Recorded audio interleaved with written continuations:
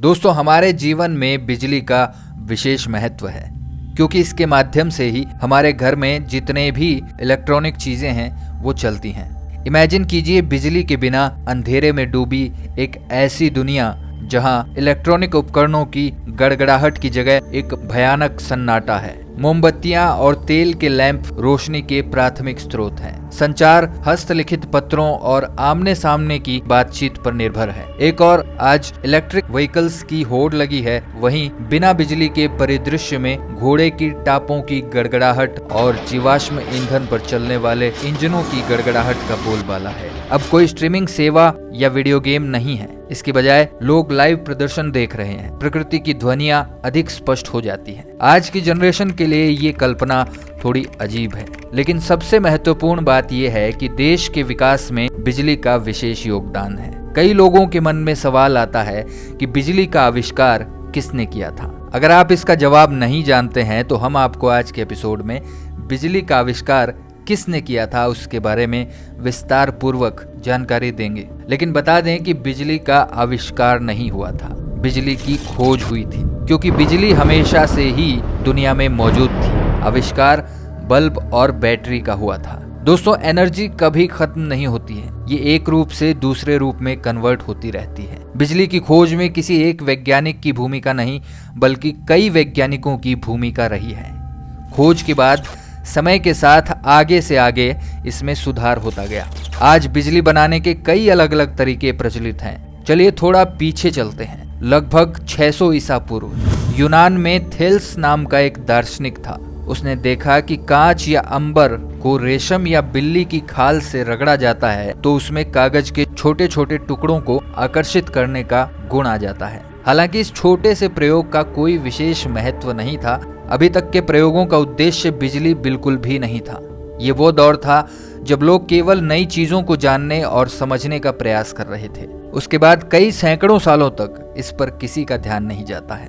उसके बाद 16वीं शताब्दी में डॉक्टर गिलबर्ट ने, जो उन दिनों इंग्लैंड की महारानी एलिजाबेथ के घरेलू चिकित्सक थे, वो प्रमाणित करते हैं कि अंबर और बिल्ली की खाल की ही तरह बहुत सी वस्तुएं हैं, जैसे कि कांच और रेशम, लाख और फ्लानेल, जब आपस में रगड़े जाते हैं तो उनमें भी छोटे छोटे पदार्थों को आकर्षित करने का गुण आ जाता है। जब घर्षण से विद्युत उत्पन्न की जाती है तो जिसमें वस्तु रगड़ी जाती है और जो वस्तु रगड़ी जाती है दोनों ही समान रूप से विद्युत आवेश पैदा करते हैं, यानी इलेक्ट्रिक चार्ज पैदा करते हैं। लेकिन दोनों वस्तुओं पर पैदा हुए आवेशों की प्रकृति एक दूसरे के विपरीत होती है। एक वस्तु पर आवेश को ऋण आवेश कहा जाता है, यानी नेगेटिव चार्ज कहा जाता है, और दूसरी वस्तु के आवेश को धन आवेश यानी कि पॉजिटिव चार्ज कहते हैं। हो सकता है ये बात आपके सर के ऊपर से जा रही हो, लेकिन दोस्तों आपने दो शब्द जरूर सुने होंगे, नेगेटिव और पॉजिटिव चार्ज। बस आप इतना ही ध्यान दीजिए। तो आवेशों के लिए ऋणात्मक और धनात्मक पदों का प्रयोग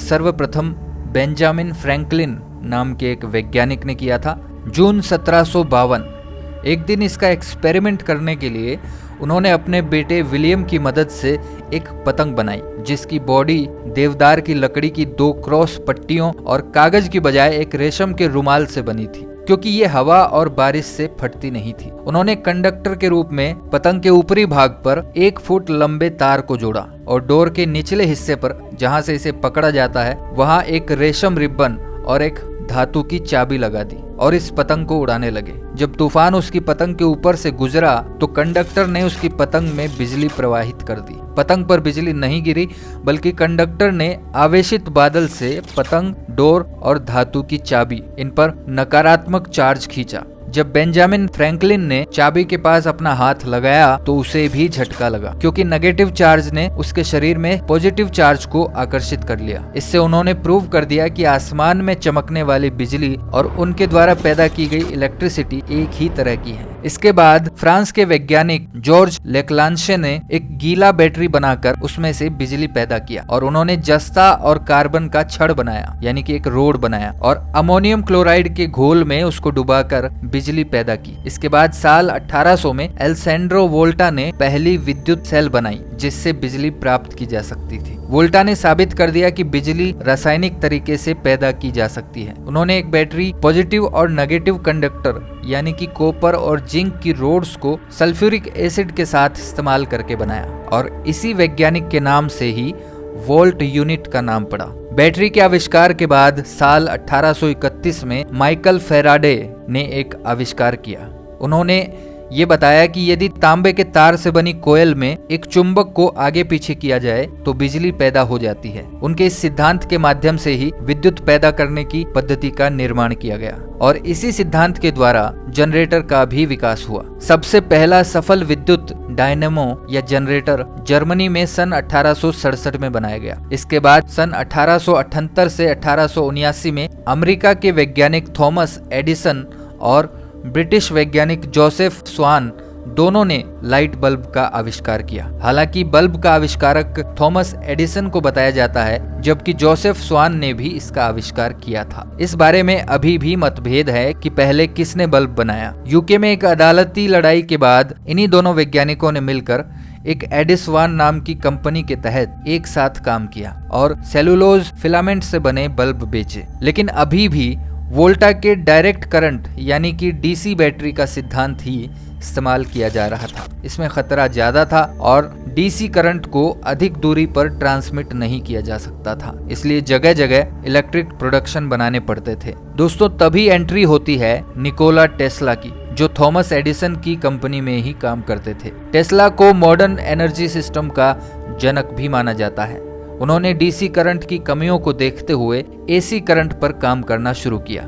एसी यानी कि ऑल्टरनेटिंग करंट। एसी अधिक बिजली खोए बिना लंबी दूरी तय कर सकता है, जबकि डीसी बिजली इतनी दूर तक यात्रा नहीं कर सकती। टेस्ला ने अपना एक्सपेरिमेंट थॉमस एडिसन को बताया तो एडिसन ने एसी करंट को अपनाने से मना कर दिया और इसके बाद टेस्ला ने उनकी कंपनी को छोड़ दिया और एसी करंट जनरेटर पर अपना काम जारी रखा और इस तरह से आखिर टेस्ला ने एसी करंट का आविष्कार कर लिया, जिसे डीसी की तुलना में बहुत अधिक दूरी तक ट्रांसमिट किया जा सकता था। दोस्तों 1887 में टेस्ला ने एक इंडक्शन मोटर विकसित की जो अल्टरनेटिंग करंट यानी कि एसी पर चलती थी। ये बिजली प्रणाली जो लंबी दूरी में अपने फायदे के कारण यूरोप और संयुक्त राज्य अमेरिका में तेजी से विस्तार कर रही थी। विस्तार होते होते ये बिजली भारत में सबसे पहले कोलकाता शहर में आई और बिजली उत्पादन करने वाली पहली फैक्ट्री सन 1899 में कोलकाता में ही लगाई गई थी, जिसका नाम कोलकाता इलेक्ट्रिसिटी सप्लाई कॉरपोरेशन रखा गया। उसके बाद 1902 में मैसूर में जल विद्युत केंद्र भी बनाया गया और फिर 1905 में दिल्ली में डीजल से बिजली का उत्पादन शुरू किया गया और फिर धीरे धीरे